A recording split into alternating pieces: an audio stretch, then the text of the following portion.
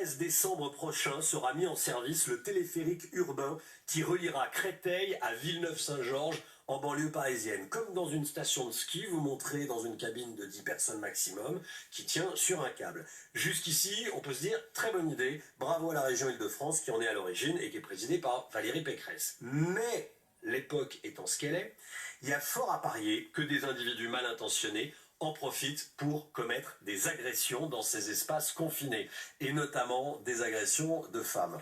C'est ce que craint une députée France Insoumise, Nadège Abo-Mangoli, qui décrit ces cabines comme, je cite, des nids à agressions sexuelles. Vous savez quoi ? Le pire, c'est qu'elle n'a peut-être pas tort. En revanche, vous savez ce qu'elle propose ? Des cabines qu'elle appelle en non-mixité. Des cabines pour les hommes et des cabines pour les femmes. Mais quelle honte! Quelle honte! On n'est pas dans un pays où on sépare les hommes et les femmes dans l'espace public. On n'en veut pas de ça. C'est un renoncement par ailleurs à faire respecter la loi. Ça résume l'état d'esprit d'une gauche qui refuse de sanctionner et qui se soumet face aux agresseurs. En cas d'agression, non, on ne sépare pas les hommes et les femmes. En cas d'agression, on interpelle l'agresseur et on le condamne à une peine suffisante pour qu'il n'ait pas envie de recommencer.